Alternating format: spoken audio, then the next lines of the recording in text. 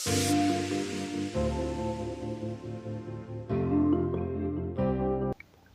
jirtu hordoftoota chaanaalii Barumsa mata dureen irra waliin ilaalu tokko tuqaa ja'a The Stone Age kan jedhu waliin ilaalla. Haga xumura viidiyoo kanaatti na waliin tura. The Stone Age gaafa jennu bara dhagaa isa jennu ta'a jechuudha. Bara dhagaa jechuun maal akka ta'e kan waliin ilaallu ta'a. One of the basic distinguishing features of the human species is the ability to make tools. Egaa human species wanti gargar ittiin baafnu yookiin wanti adda isaan godhu maanni dandeettii isaan meeshaa tolchaniin adda baafne jechuudha. Homo habilis Homo erectus irraa maaltu adda isa godha? Homo erectus Homo sapiens irraa maaltu adda isa godha kan jedhu dandeettii meeshaa tolchuu isaaniiti jechuudha. The earliest tools were made of stone. Egaa meeshaa yeroo jalqabaatiif hojjetame maalirraa hojjetame? Dhagaa irraati kan inni hojjetame jechuudha. In the transition from hunting and gathering to prey of civilization, human beings pass through several stages of development. Egaa dhalli namaa jechuudha. Adamoo fi akkasuma immoo firii mukaa funaanee nyaachuurraa gara qaroomaatti kan cehee maal itti fudhateera? Yeroo baay'ee itti fudhateera jechuudha. Adamoo adamsee bineensota adamoo adamsee akkasuma immoo firii mukaa funaanee nyaachuurraa gara civilizationitti gara qaroomaatti cehuudhaaf maalitti fudhateera jechuudha. Yeroo baay'ee itti fudhateera jechuudha. Human beings pass through several stages of development.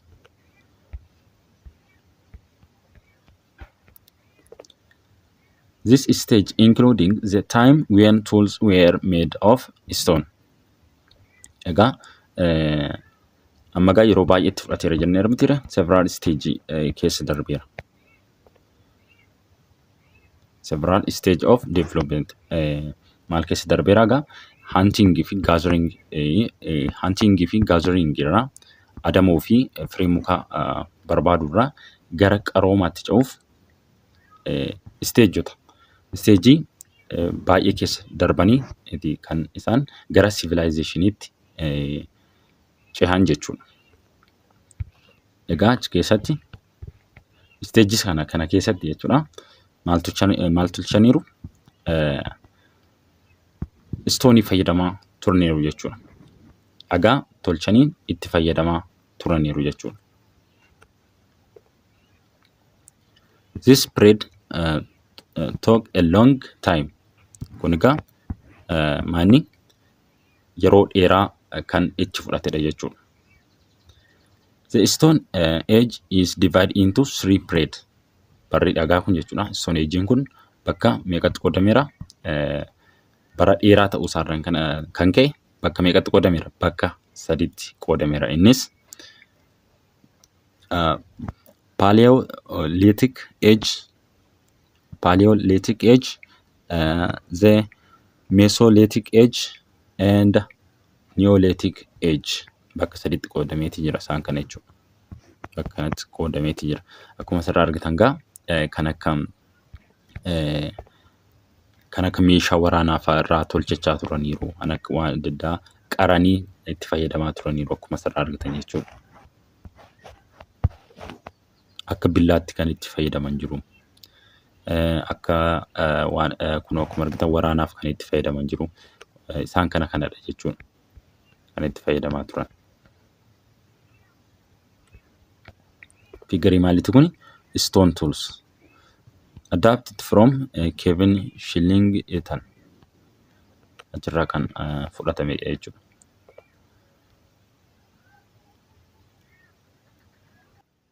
Paleolithic is a Greek for old stone. Jechi kun jecha Greekidha. Innis maani old stone jechuudha. Old stone. The Paleolithic age is also called Old Stone Age. Akkasumallee maal jedhamee waamama? Old Stone Age jedhamee waamama jechuudha. The Paleolithic age was the longest of Stone Age that began sometime around 2.6 million and lasted until about 300,000 years ago.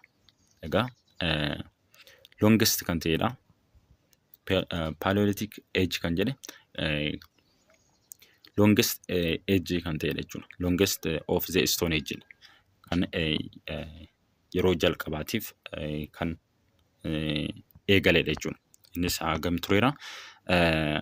Waggaa miliyoona 2.6 kan turedha. Haga isaatti haga waggaa 300,000dha jechuudha. Waggaa miliyoona 2.6 haga 300,000 kan turedha. Gara olii deebinee yoo ilaallu asirraa hubachuu dandeessu. Isa kanaan dura waliin ilaalle jechuudha. Timeline jechuudha. Timeline ol deebinee yoo ilaallu asirraa ilaaluu dandeessu.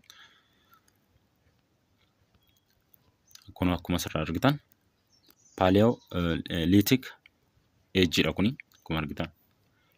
Waggaa miliyoona 2.6 haga meeqaati? Hanga waggaa 300,000 jechuudha. Waggaa 300,000. First human species 2.5 million years BC. Use of fire 1 million years BC. During this period, early human beings made the first crude stone tools known as hand axes, lived in caves and discovered fire. They also began to use a language. Egaa yeroo sanatti jechuudha. Paleolithic age kana keessatti jechuudha. Maal kan jalqabani? Stone irraa dhagaarraa jechuudha. Meeshaalee tolchuudhaan meeshaalee kan akka waraanaa qaruudhaan jechuudha. Kan itti fayyadamaa turan jechuudha. Akkasuma immoo maal fayyadamaa turaniiru? Ibidda kan isaan discover godhan. During this period, early human beings made the first crude stone tools known as hand axes, lived in caves and discovered the fire. They also began to use a language. Yeroo kana jechuudha. Yeroo Paleolithic age kana jechuudha. Dhalli namaa maal akka isaan godhani? Stone irraa dhagaarraa meeshaa tolchanii itti fayyadamaa turan jechuudha. Stone qaruudhaan harkatti qabachuudhaan waan adda itti fayyadamaa kan turan. Akkasumallee yeroo sanattidha kan discover godhan maal? Fire ibidda kan uuman yeroo sanadha jechuudha. Timeline irraa deemtanii ilaaluu dandeessu. Timeline irraa kan isaan uuman jechuudha. Ibidda yeroo sana kan fayyadamuu eegalan jechuudha. Akkasumallee maal fayyadamaniin? Afaan. They also began to use language. Yeroo sanattidha kan afaan walii galuu eegalan jechuudha. The Mesolithic age. The Mesolithic age immoo maal jedhama? Middle Stone Age jedhama. Immoo Middle Stone Age jedhu. Giddu galeessa Stone Age jechuudha. Giddu galeessa bara dhagaa jechuudha. Was a transitional period between the Paleolithic and Neolithic age. Maani gidduu isaaniitti argama gaa. Gidduu eenyuti? Gidduu Neolithic fi Paleolithic kan inni argamu. Paleolithic age and Neolithic age gidduutti kan inni argamu eenyu? Mesolithic age jechuudha. Ce'umsa jechuudha. Ce'umsa kan inni ta'u jechuudha. Eenyu gidduudha? Eenyu gidduu jira? Mesolithic age jechuudha. Paleolithic age fi Neolithic age dha. maal jedhama ce'umsa jedhameeti kan inni waamamu jechuudha. Gidduu isaanii waan jiruuf. It lasts from 300,000 to around 45,000 years ago. Inni kun immoo waggaa haga kanaati kan inni ture jechuudha. Waggaa 300 haga 45,000 kan ture jechuudha. Barri kam Neolithic Age yookiin Middle Stone Age jechuudha.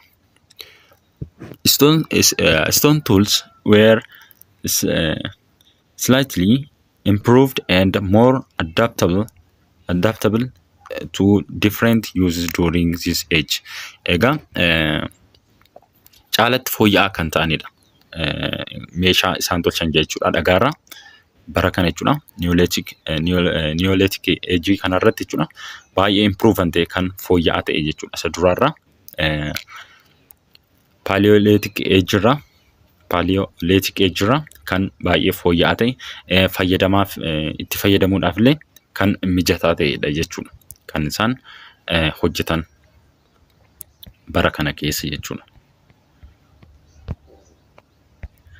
The Neolithic Age inni sadaffaan immoo Neolithic Age dha. Maal jedhamee beekama? The Stone Age jedhameenis The New Stone Age jedhamees ni beekama jechuudha. Inni kun isa sadaffaadha. It started around 8,000 BC and last until about 4,000 BC. Inni kun immoo yoom kan inni eegale?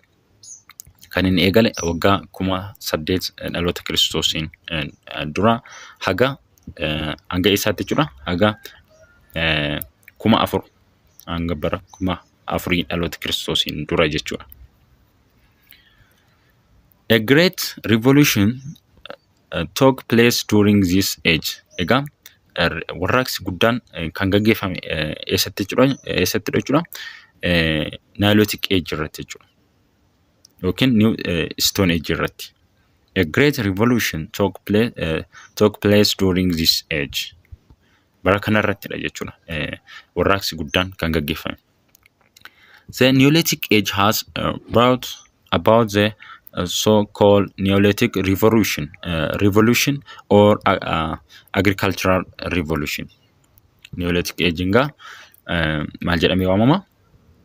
Neolithic Revolution yookiin immoo agricultural revolution. Warraaqsa qonnaa jechuudha.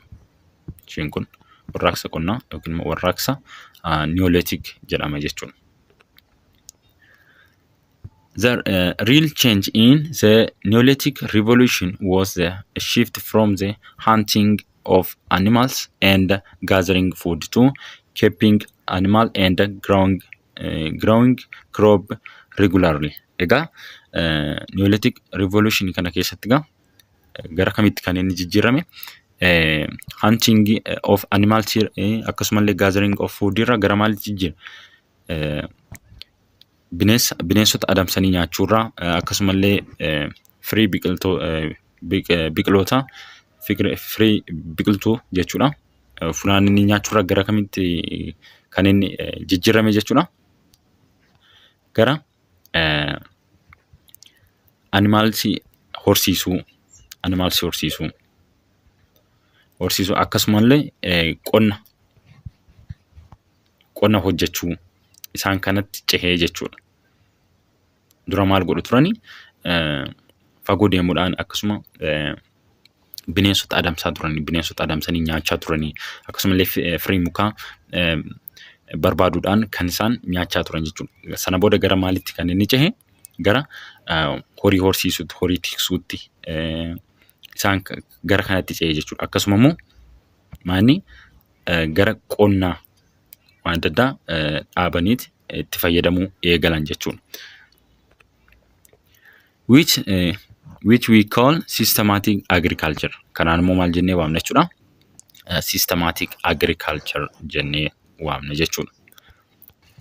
The Neolithic agricultural revolution had far-reaching consequences. The prerequisites for civilization were laid during this age. Egaa civilizationiidhaaf gahee guddaa kan taphate maanni Neolithic agricultural revolutionidha jechuudha. qaroomina kanaaf kan gahee guddaa taphate eenyudha? Neolithic agriculture dha jechuudha. Neolithic agricultural revolution tu gahee guddaa taphate civilization dhaaf. Agriculture was introduced and transformed the life of Neolithic people. Egaa agriculture jechuudha. Maal godheera jechuudha? Transformed was introduced and transformed the lives of Neolithic people. Uummattoota yeroo sana jiraachaa turaniif maanni baay'ee jireenya isaanii jijjiireeraaf jechuudha. As a result, a human being began produce a food. Egaa sababa kanaatiif agriculture yeroo sana eegale, qonni yeroo sana eegale maanni ka'umsa maalii ture jechuudha? Ka'umsa nyaata oomishuu ture jechuudha. Yeroo sanatti nyaata ofii oomishuu dur maal godhu turan? Ofii isaanii gaazir godhu turan. Maal godhu? Firii mukaa deemanii barbaadanii nyaatu turan.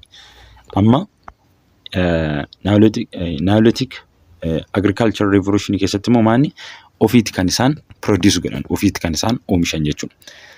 This was followed by sedentary way of life and complex social organization.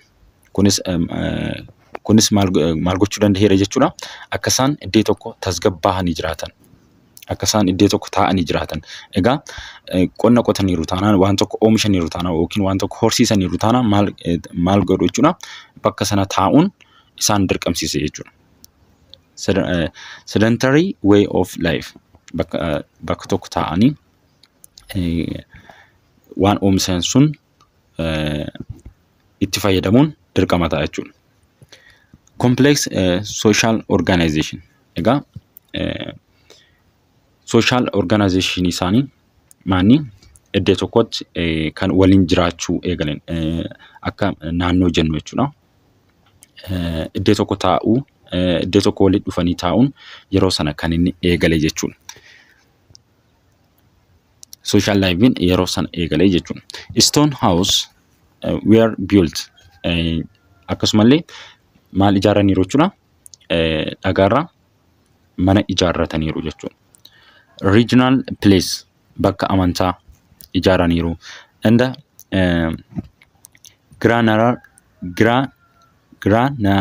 granaries were constructed. Maal jechuudha? Ishiin kun ishii gotoraa jennu sun jechuudha. Bakka itti waan adda addaa kuufatan jechuudha. Waan nyaatan kuufatan isa kana ijaaraniiru jechuudha.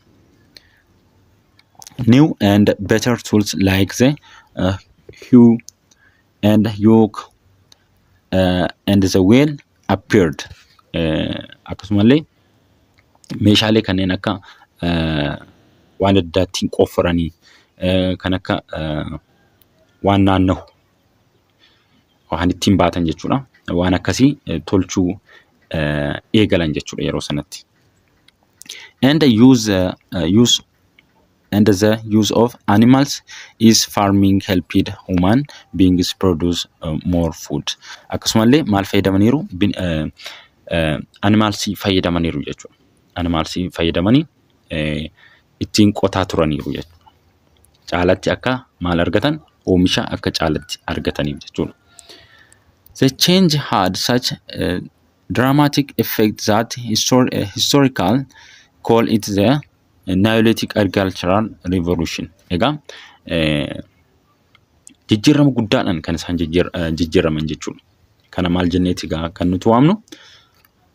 Gara kanaatti jijjiiramuu isaanii kana maal jennee waamna? Neolithic agricultural revolution jenneet kan waamnudha jechuudha. In short, the Neolithic revolution made human beings food producers and community dwellers. Egaa Neolithic revolution jechuudha. Maanni yeroo sanatti ofii nyaata kan oomishanidha. Nyaata ofii isaanii kan oomishanii kun immoo maani community akka isaan waliin qaban iddoo tokko akka isaan jiraatan yeroo sana kan isaan eegalan jechuudha. Iddoo tokko akka isaan jiraatan uumuu danda'eera. Walitti dhufuudhaan community uumaniiru jechuudha. Iddoo tokko jiraachuudhaan jechuudha.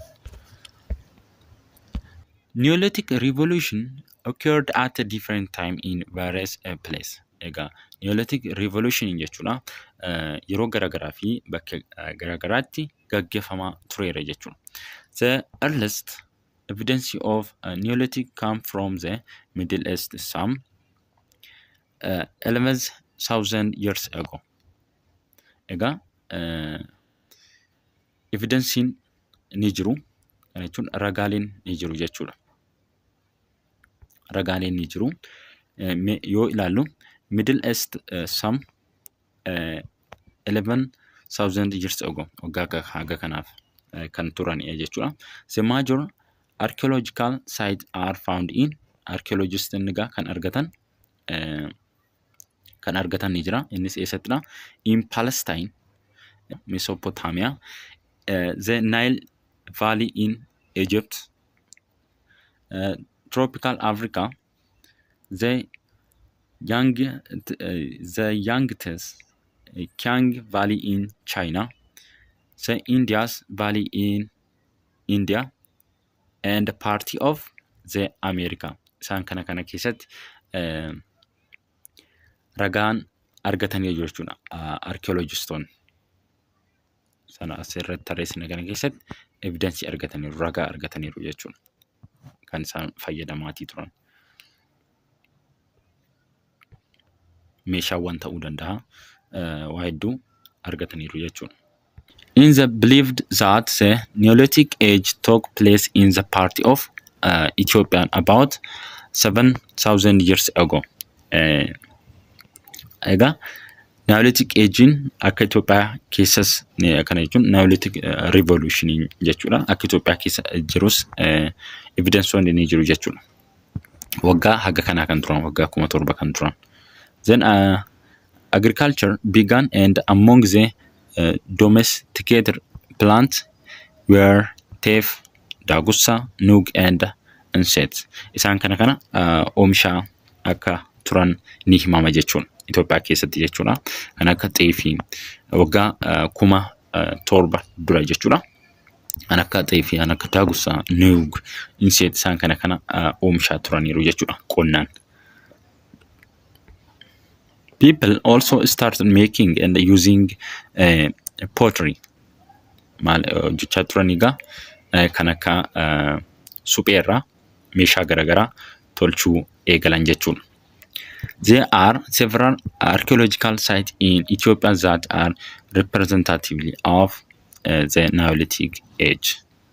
Egaa Itoophiyaanis Neolithic age keessatti kan gahee qabdudha jechuudha. Their archaeological sites are found in Aksum, Lalibela, and near Charchar in Hararge and Matahara. Egaa archaeologistoonni isaan argatan ni jira.